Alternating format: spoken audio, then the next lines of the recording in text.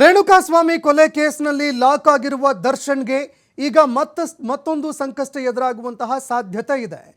ಕಾನೂನು ಬಾಹಿರವಾಗಿರುವಂತಹ ವಿಶಿಷ್ಟ ಪ್ರಭೇದದ ಬಾತುಕೋಳಿಯನ್ನ ಸಾಕಿರುವಂತಹ ಪ್ರಕರಣಕ್ಕೆ ಸಂಬಂಧಪಟ್ಟಂತೆ ದರ್ಶನ್ಗೆ ಮತ್ತೊಂದು ಸಂಕಷ್ಟ ಎದುರಾಗುವಂತಹ ಸಾಧ್ಯತೆ ಇದೆ. ಇನ್ನು ವಿಶಿಷ್ಟವಾಗಿರುವಂತಹ ಒಂದು ಪ್ರಭೇದದ ಬಾತುಕೋಳಿಯನ್ನ ಸಾಕಿರುವಂತಹ ಪ್ರಕರಣಕ್ಕೆ ಸಂಬಂಧಪಟ್ಟಂತೆ ಕಾನೂನು ಬಾಹಿರವಾಗಿ ಬಾತುಕೋಳಿಯನ್ನ ಸಾಕಿರೋದಕ್ಕೆ ಮತ್ತೊಂದು ಸಂಕಷ್ಟ ಎದುರಾಗಲಿದೆ. ಫಾರ್ಮ್ ಹೌಸ್ನಲ್ಲಿ ಬಾರ್ ಹೆಡೆಡ್ ಗೂಸನ್ನು ಸಾಕುವುದು ಕಾನೂನು ಬಾಹಿರವಾಗಿರುವಂಥದ್ದು. ಈ ಸಾಮಾನ್ಯವಾಗಿ ನಾವು ಬಾತುಕೋಳಿಗಳನ್ನು ಏನು ನೋಡ್ತೀವಿ, ಅದರಲ್ಲಿ ಒಂದು ಬಾರ್ ಹೆಡೆಡ್ ಗೂಸ್ ಅಂತ ಒಂದು ಬರುತ್ತೆ. ತಲೆ ಮೇಲೆ 2 ಕಪ್ಪು ಪಟ್ಟೆಗಳು ಬರುತ್ತೆ. ಆ ರೀತಿಯಾದಂತಹ ವಿಶೇಷ ಪ್ರಭೇದದ ಒಂದು ಬಾತುಕೋಳಿಗಳನ್ನು ಸಾಕುವಂಥದ್ದು ಕಾನೂನು ಬಾಹಿರ. ವನ್ಯಜೀವಿ ಸಂರಕ್ಷಣೆ ಕಾಯ್ದೆಯ ಅಡಿಯಲ್ಲಿ ಅದು ಕಾನೂನು ಬಾಹಿರ ಆಗತ್ತೆ. ಈ ಹಿನ್ನೆಲೆಯಲ್ಲಿ ದರ್ಶನ್ ವಿರುದ್ಧ ಎಫ್ಐಆರ್ ಕೂಡ ದಾಖಲಾಗಿತ್ತು. ಇದಕ್ಕೆ ಸಂಬಂಧಪಟ್ಟಂತೆ ಅಧಿಕಾರಿಗಳು ನೋಟಿಸ್ ಕೊಟ್ಟರೂ ಕೂಡ ನಟ ದರ್ಶನ್ ಅವರು ವಿಚಾರಣೆಗೆ ಹಾಜರಾಗಲೇ ಇಲ್ಲ. ಪ್ರಕರಣ ದಾಖಲಾಗತ್ತೆ, ಎಫ್ಐಆರ್ ಕೂಡ ದಾಖಲಾಯಿತು. ದಾಖಲಾದ ಬಳಿಕ ಇದಕ್ಕೆ ಸಂಬಂಧಪಟ್ಟಂತೆ ವಿಚಾರಣೆಗೆ ಹಾಜರಾಗಬೇಕಲ್ವೇ? ನೋಟಿಸ್ ಕೊಟ್ಟರೂ ಕೂಡ ವಿಚಾರಣೆಗೆ ನಟ ದರ್ಶನ್ ಹಾಜರಾಗಲೇ ಇಲ್ಲ. 5 ನೋಟಿಸ್ ನೀಡಿದರೂ ಕೂಡ ನಟ ದರ್ಶನ್ ವಿಚಾರಣೆಗೆ ಹಾಜರಾಗಿರಲಿಲ್ಲ. ಫಾರ್ಮ್ ಹೌಸ್ ದರ್ಶನ್ ಪತ್ನಿ ವಿಜಯಲಕ್ಷ್ಮಿ ಹೆಸರಿನಲ್ಲಿ ಇರುವ ಹಿನ್ನೆಲೆಯಲ್ಲಿ, ಅಂದರೆ ಯಾವ ಫಾರ್ಮ್ ಹೌಸ್ನಲ್ಲಿ ಈ ಬಾತುಕೋಳಿಗಳನ್ನು ಸಾಕಿದ್ರು ಆ ಒಂದು ಫಾರ್ಮ್ ಹೌಸ್ ದರ್ಶನ್ ಪತ್ನಿ ವಿಜಯಲಕ್ಷ್ಮಿ ಅವರ ಹೆಸರಿನಲ್ಲಿ ಇರುವಂತಹ ಹಿನ್ನೆಲೆಯಲ್ಲಿ A1 ಆರೋಪಿ ವಿಜಯಲಕ್ಷ್ಮಿ ಆಗಿದ್ದಾರೆ. A2 ಆರೋಪಿ ಪ್ರಾಪರ್ಟಿ ಮ್ಯಾನೇಜರ್ ನಾಗರಾಜ್. A3 ಆರೋಪಿ ದರ್ಶನ್ಗೂ ಕೂಡ ಈಗ ಕಂಟಕ ಎದುರಾಗತ್ತೆ. ಒಟ್ಟು 3 ಜನರಿಗೆ ಈ ಪ್ರಕರಣ ಕಂಟಕ ಆಗುವಂತಹ ಸಾಧ್ಯತೆ ಇದೆ. ಪ್ರಕರಣದಲ್ಲಿ ದರ್ಶನ್ ಬಂಧಿಸದೆ ಅರಣ್ಯ ಅಧಿಕಾರಿಗಳು ನಿರ್ಲಕ್ಷ್ಯ ವಹಿಸಿದ್ರು.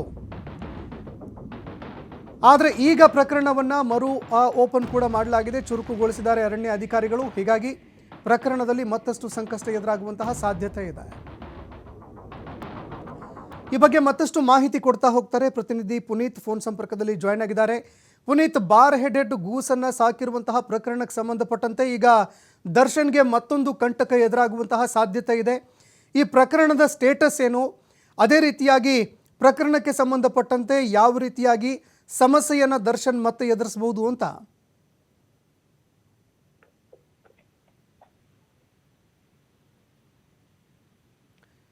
ಓಕೆ, ಮತ್ತೆ ಸಂಪರ್ಕಿಸ್ತೀವಿ. ಪ್ರಮುಖವಾಗಿ ನಾವು ನೋಡಿದಾಗ ಈ ಬಾರ್ ಹೆಡೆಡ್ ಗೂಸ್ ಅಂತ ಕರೀತಾರೆ.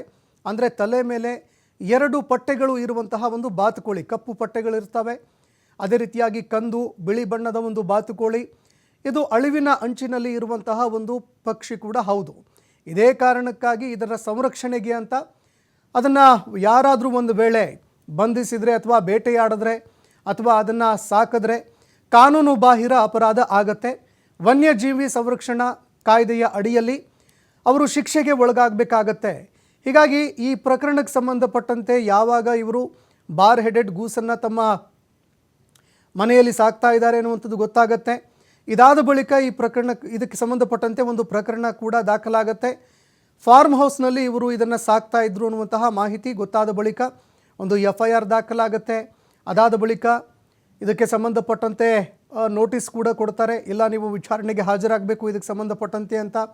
ಆದರೂ ಕೂಡ ವಿಚಾರಣೆಗೆ ವಿಜಯಲಕ್ಷ್ಮಿ ಆಗಲಿ ಅಥವಾ ಇದಕ್ಕೆ ಸಂಬಂಧಪಟ್ಟಂತೆ ನಾಗರಾಜ್ ಆಗಲಿ ಅಥವಾ ದರ್ಶನ್ ಅವರು ಕೂಡ ವಿಚಾರಣೆಗೆ ಹಾಜರಾಗೋದಿಲ್ಲ. ಇದೇ ಕಾರಣಕ್ಕಾಗಿ ಇದಕ್ಕೆ ಸಂಬಂಧಪಟ್ಟಂತೆ ಈಗ ಆರೋಪಿಗಳಿಗೆ ಸಂಕಷ್ಟ ಎದುರಾಗುವಂತಹ ಸಾಧ್ಯತೆ ಇದೆ. ಇನ್ನು ಮತ್ತೆ ನಮ್ಮ ಪ್ರತಿನಿಧಿ ಪುನೀತ್ ಫೋನ್ ಸಂಪರ್ಕದಲ್ಲಿ ಜಾಯ್ನ್ ಆಗಿದ್ದಾರೆ. ಪುನೀತ್, ಇದೀಗ ಬಾರ್ ಹೆಡೆಡ್ ಗೂಸನ್ನು ಸಾಕಿರುವಂತಹ ಪ್ರಕರಣಕ್ಕೆ ಸಂಬಂಧಪಟ್ಟಂತೆ ಮತ್ತೆ ದರ್ಶನ್ಗೆ ಸಂಕಷ್ಟ ಎದುರಾಗುವಂತಹ ಸಾಧ್ಯತೆ ಇದೆ.